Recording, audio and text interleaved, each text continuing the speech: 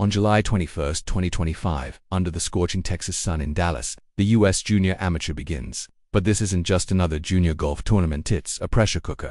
Because all eyes are on Charlie Woods. He steps up to the tee with cameras, flashing, not just as another young golfer, but as Tiger Woods' son, carrying a legacy almost too big for one swing. NBC Sports and Yahoo Sports have made it clear, this is more than a debut. It's a test of pedigree under pressure, with each camera click reminding everyone that expectations are sky-high. Charlie's dominant qualifiers and clutch playoff wins have built massive hype, suggesting a new star could be emerging. But expectations this big can crush you, and one mistake could turn whispers of Tiger's kid into harsh criticism.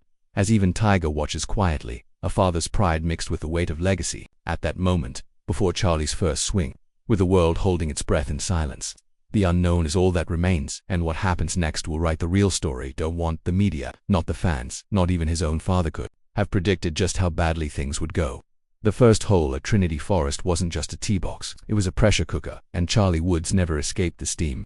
From the moment his first drive left the club face, something felt off. The crisp ball striking that carried him through Coral Springs qualifying was gone.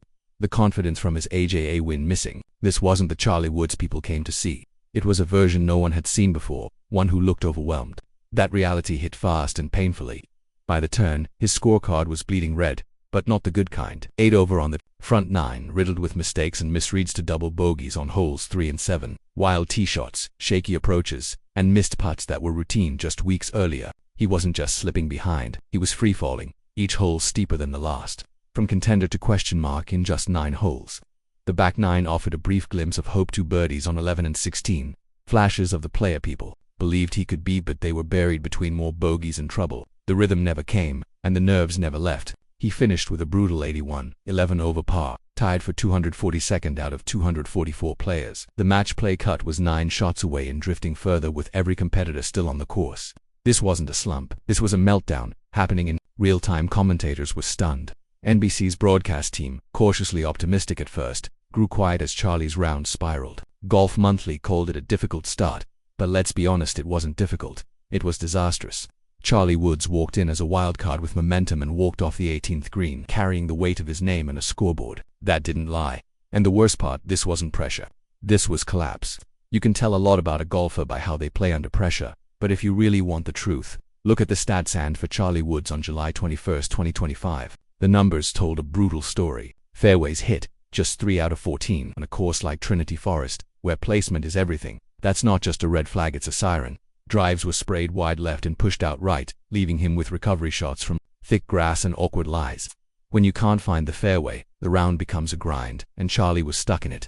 Then there's scrambling, the art of saving par from missed greens, but art wasn't the word anyone was using. NBC analysts noted Charlie converted just 1 of 6 up-and-down attempts, meaning when he missed the green and he missed often, the damage piled up. WFAA described it as surprisingly flat from a player known for a strong short game on the junior circuit. Every missed green added weight to a scorecard already breaking, and putting it was a disaster. 3 putts on holes 4 and 13.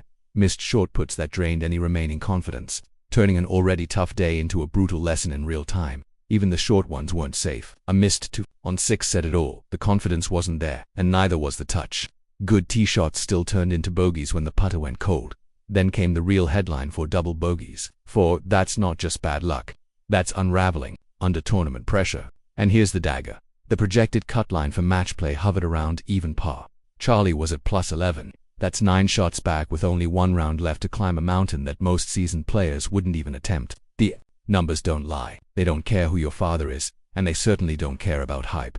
This wasn't just a rough day. It was a statistical collapse, painting the same harsh picture from every angle. The cameras were pointed at Charlie Woods, but in Dallas, all eyes quietly shifted to the man walking a few steps behind.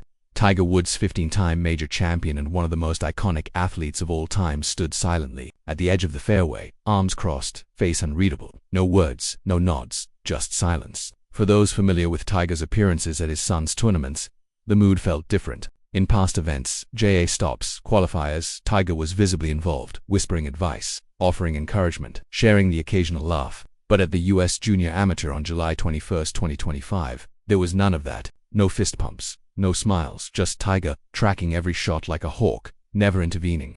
And as Charlie's round began to unravel, Tiger didn't flinch. Not when the third double bogey dropped, not when a 3-footer lipped out. He simply watched, and that silence spoke volumes.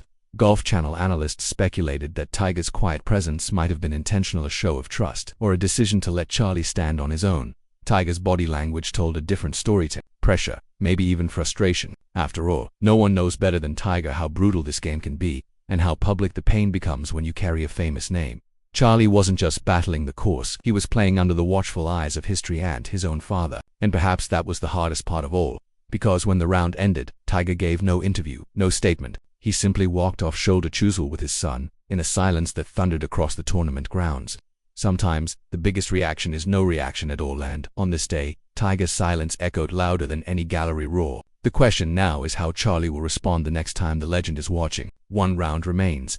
18 holes to turn disaster into destiny. After an opening 81-11 over par, the math is brutal. To have any shot at match play, Charlie needs a near-perfect round on day 2, and even that might not be enough. Golf Monthly called it bluntly, an uphill battle from here, but uphill doesn't even begin to describe it. Charlie is 9 shots off the projected cut line, surrounded by 263 other players, many playing the best golf of their young careers.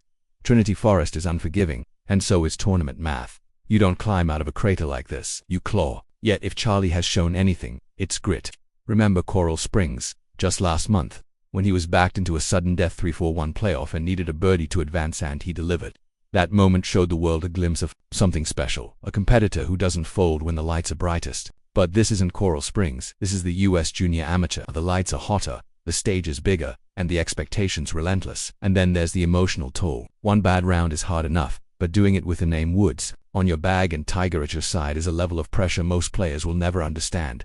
So the question isn't just, can he bounce back? It's, how much weight is he carrying to the first tee tomorrow? Because the crowd will still follow, the cameras won't look away. But now, it's no longer about hype, it's about heart. Can Charlie silence the doubters with one heroic round? Or is this week less about winning and more about learning what it truly takes to walk in the footsteps of greatness?